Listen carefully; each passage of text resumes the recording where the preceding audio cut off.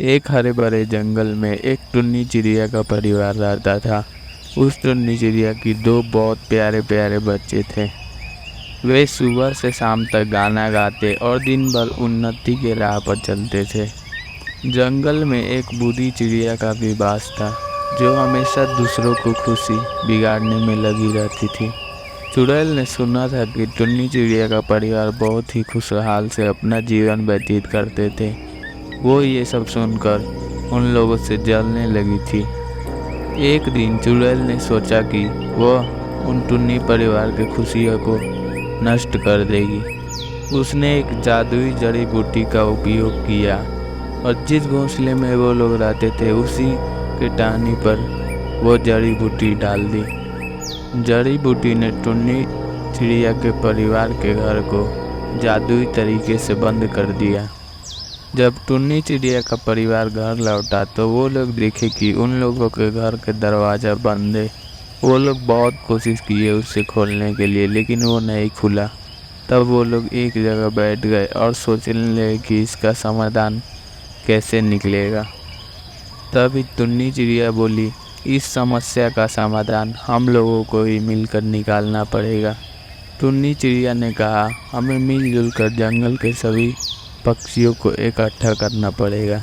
जितने भी छोटी छोटी पक्षियाँ हैं वो लोग हमारी मदद करेगी। फिर सब लोग मिलकर सभी पक्षी को बुलाते हैं और वो लोग मिलकर उस दरवाजे को खोलने में सफल होते हैं। जब टुन्नी चिड़िया के परिवार का घर का दरवाज़ा खुला तो उन लोगों ने देखा कि वहाँ पे जड़ी बूटी फेंके हुए थे। वो जड़ी बूटी देखकर टुन्नी चिड़िया समझ गई कि जरूर ये चुड़ैल का ही खेल है। चुड़ैल की माया से ही हमारे घर का दरवाज़ा बंद हो गया था। टुन्नी का सारा परिवार चुड़ैल की चालाकी को समझ गया और वो लोग उसे देखकर बिल्कुल भी नहीं डरे और उन लोगों ने कहा कि हम लोग चुड़ैल का डट कर सामना करेंगे और हम लोग कभी भी नहीं डरेंगे चुड़ैल से। उस दिन के बाद से चुड़ैल जितने भी बुरे काम करती थी उसको देखकर टुन्नी चिड़िया का परिवार बिल्कुल भी नहीं डरता था। वो लोग हमेशा डट कर खड़ा रहते थे और जंगल के सभी प्राणी को भी चुड़ैल की कहर से बचाते थे।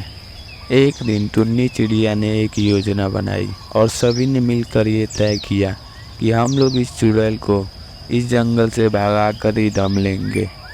सभी ने मिलकर चुड़ैल का विरोध किया और उसे जंगल से बाहर भगा दिया। सच्चाई और अच्छाई की जीत हुई और टुन्नी चिड़िया का परिवार फिर से खुशी खुशी अपने घोंसले में रहने लगे। इस कहानी से हमें यह सीख मिला कि मिलजुल कर काम करने से हम बड़े से बड़े मुश्किल का सामना कर सकते हैं और बुराई पर अच्छाई की हमेशा जीत होती है।